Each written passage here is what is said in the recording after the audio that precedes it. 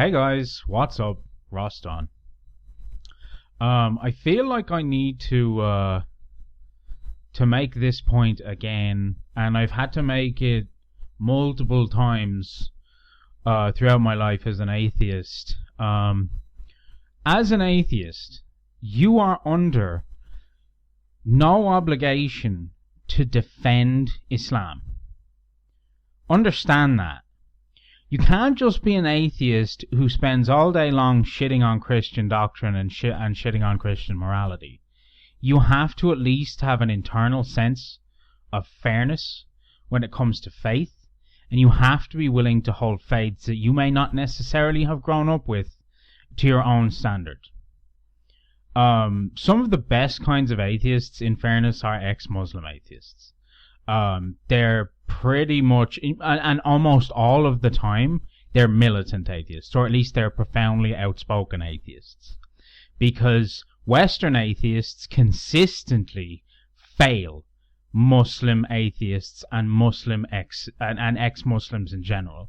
And they consistently fail to offer valid and satisfactory criticism of Islam as a faith. I'm watching way too many people who I genuinely have a degree of respect for as atheists come out and say, I'm not going to touch that because it's a cultural issue for them, and I'm not willing to go that far because I don't want to be branded a racist or what have you. Once again, we have to remind people that religious ideologies are not the same as ethnicities, and cultures are behaviors and are not the same as races. It's simply true. You can be critical of a culture because it is a learned behavior.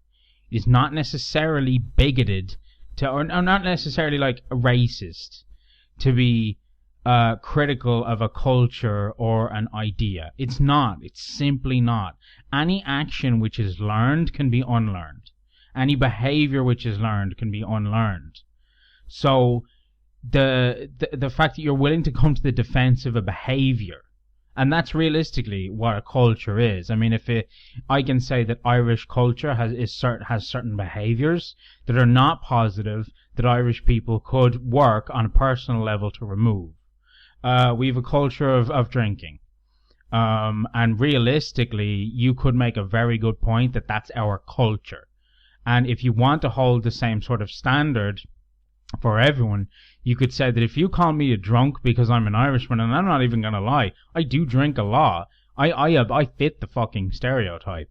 But if you call me that, I'm not going to call you a fucking racist. I might say you're a bit of a bigoted piece of shit and maybe you should fucking lay off, but I'm not going to call you a racist, because it's not racist to make that accusation.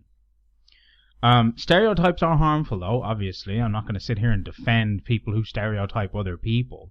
But as I said, cultural criticisms should not fall under the purview of the word racism. And the thing about it is there's been a really successful movement in getting atheists to not criticize Islam because it's racist, because it's been placed under this rule box of being racist. It's actually a very, very clever way of making sure that you are above criticism, is to try and wind your group or your grievance in with racism, because at the end of the day, people understand that the word racist and racism is, in Western society at least, an extremely powerful word.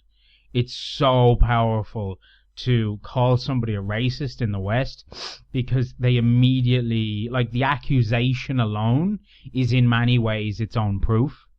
You don't really need to back up your claim when you call somebody racist. You can just do it. And that person is then at sort of a permanent disadvantage. And they're fucked.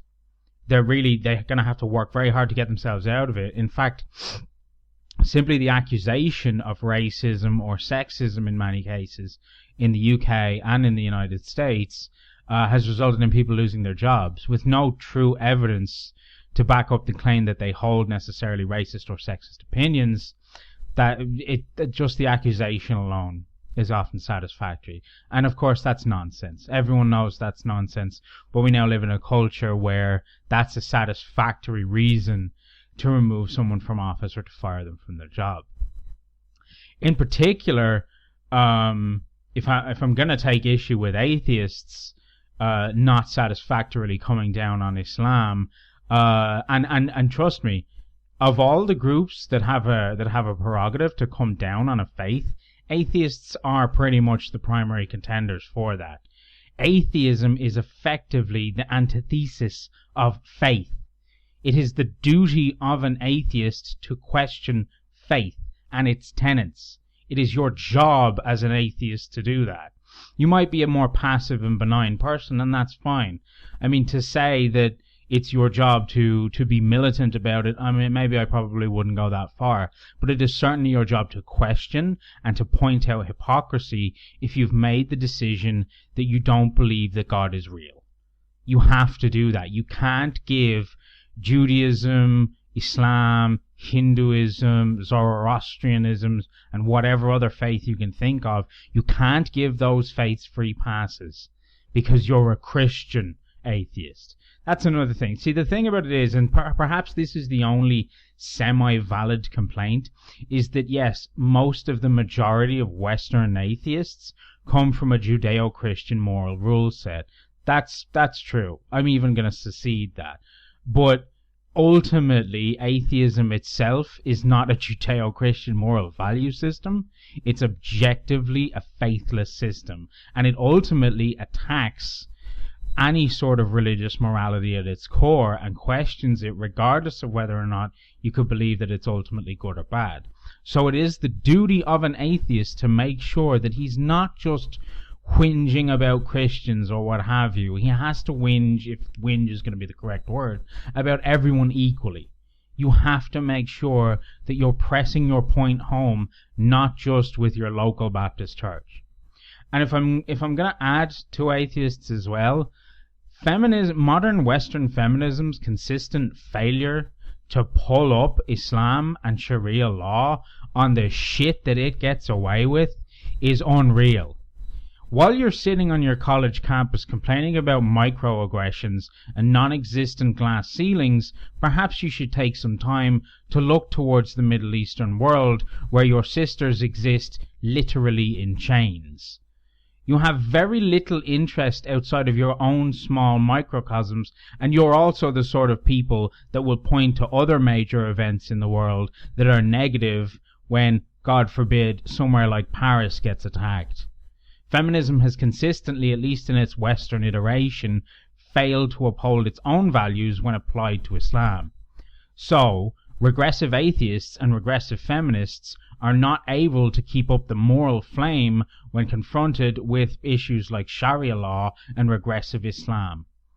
It's disgraceful, it's disgusting, and you're cowards. That's what you are. If you can't hold your moral value system to everyone and judge everyone equally and keep everyone accountable, you are fundamentally a coward.